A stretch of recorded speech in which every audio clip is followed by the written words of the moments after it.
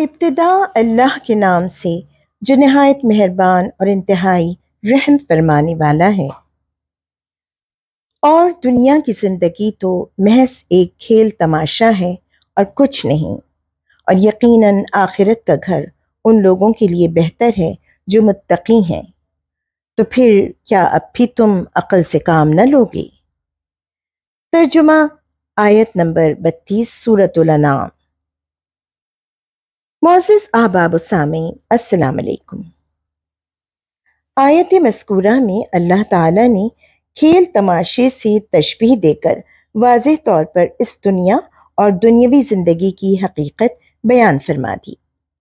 پھر ساتھ ہی یہ بھی کہہ دیا کہ آخرت کا گھر ان لوگوں کے لیے بہتر ہے جو اللہ کا تقوی اختیار کرتے ہیں، یعنی متقی ہیں۔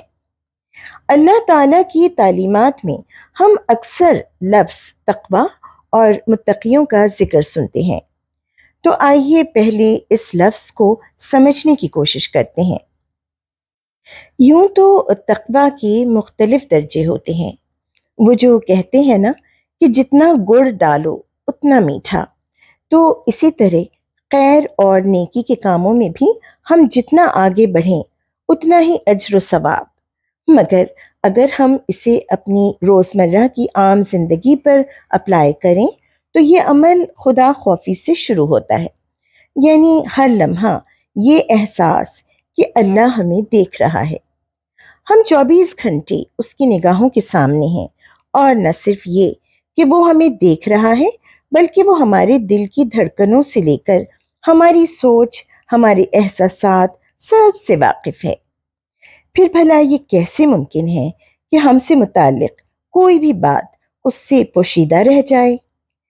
جب انسان کے دل میں یہ بات راسخ ہو جائے تو یہ ہو نہیں سکتا کہ وہ اپنے کسی بھی عمل پر چوکنا نہ رہے، یہاں تک کہ اپنے ذہن میں اٹھنے والی کسی بھی منفی سوچ پر وہ استغفار کے پہرے لگا دیتا ہے، چھوٹی چھوٹی باتوں کا خیال کرتا ہے کہ کہیں اس کی ذات سے کسی کو کوئی تکلیف نہ پہنچے، جسمانی تو بڑی بات کوئی ذہنی اذیت کا شکار بھی نہ ہو۔ ایسا ہی انسان متقیوں کے زمرے میں آتا ہے، اور پھر اس کے بعد نماز، روزے، عبادات اور صدقات اور زہد و پرہیزگاری کے مختلف مراحل سے گزر کر تقوی کی معراج کو پہنچ جاتا ہے۔ مگر اس عمل کی بنیاد اللہ کی موجودگی کا شعور اور اس کا خوف ہوتا ہے، اس کے بنا عبادات بھی رائیگاں جاتی ہیں۔ اب متقیوں کی ڈیفینیشن کو سمجھنے کے بعد جب ہم اللہ تعالیٰ کی اس سٹیٹمنٹ پر نظر کرتے ہیں تو ہمیں یہ بات بخوبی سمجھ میں آ جاتی ہے کہ اللہ تعالیٰ نے خصوصی طور پر متقیوں کو دارالآخرت کے حوالے سے کیوں مینشن کیا ہے۔ ظاہر ہے کہ وہ لوگ جنہیں اللہ کا خوف ہوگا تو وہی اس دنیا اور اس کی رنگینیوں میں کھو جانے کی بجائے اور اس کھیل تماشے کو اپنی زندگی کا مقصد بنانے کی بجائے اسے ایک ایسا میدان عمل سمجھیں گے جس میں کام کر کے وہ اپنے آخرت کے گھر کو تعمیر کریں گے اور اس کی عمارت کو مضبوط کریں گے۔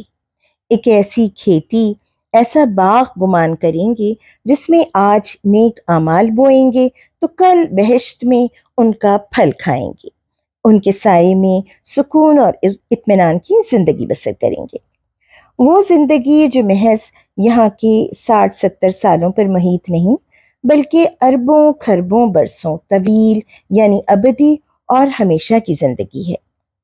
جب جب ان کا دل ایسی باتوں یا ایسی چیزوں کے لیے للچاتا ہے جو اللہ تعالیٰ منع فرماتے ہیں تو وہ خود کو روک لیتے ہیں، کیونکہ ان کا ایمان آخرت پر پکا اور پختہ ہوتا ہے۔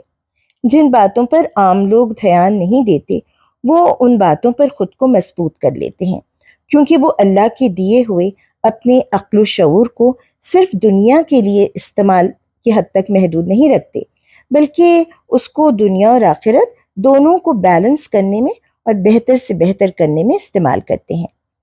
یہاں برسبیل تذکرہ ایک اور بات بھی ضروری ہے، اور وہ یہ کہ بہت سے لوگ دین دنیا کو بیلنس کرنے کا غلط مطلب نکال لیتے ہیں۔ وہ سمجھتے ہیں کہ دنیا ہم اللہ کی مرضی سے نہیں بلکہ اپنی مرضی سے گزاریں گے اور باقی نماز، روزے، وظیفے، حج اور عمرے ادا کر کے اپنی آخرت بھی سنوار لیں گے۔ حالانکہ ایسا ممکن ہی نہیں۔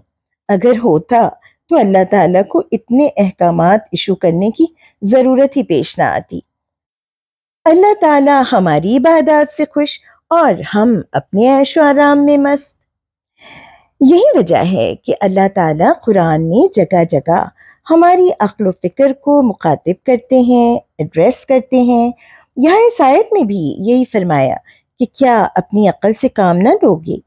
کیا اب بھی آس پاس اس پرتعیش زندگی کو دیکھ کر اور اس کے ساتھ دوسری ایکسٹریم پر مشکلات و مصائب، غربت اور تکالیف دیکھ کر اب بھی نہیں سمجھو گے کہ یہ زندگی تمہیں کیوں عطا کی گئی ہے؟ اس لیے کہ یہی ہمارے امتحان اور ہماری آزمائش کا تقاضا تھا۔ یہیں پر زندگی گزار کر اچھے عمل کر کر ہم جنت کے لیے ایلیجبل ہوں گے، اور یہیں پر اپنی منمانی کر کے اور اللہ کے احکامات کی نفی کر کے، یعنی اس کے آرڈرز نیگیٹ کر کے، ہم خدا نخواستہ اس کا قہر جنریٹ کر کے جہنم کی نظر بھی ہو سکتے ہیں۔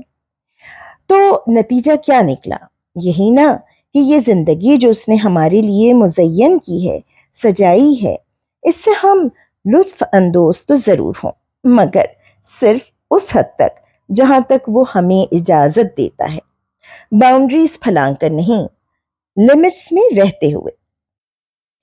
دعا ہے کہ اللہ تعالیٰ ہمیں اس دنیا کے بہترین استعمال کی توفیق عطا فرمائے اور اپنی ہدایت سے فیض یاب کرے۔ آمین یا رب العالمین۔ اللہ نگہبان۔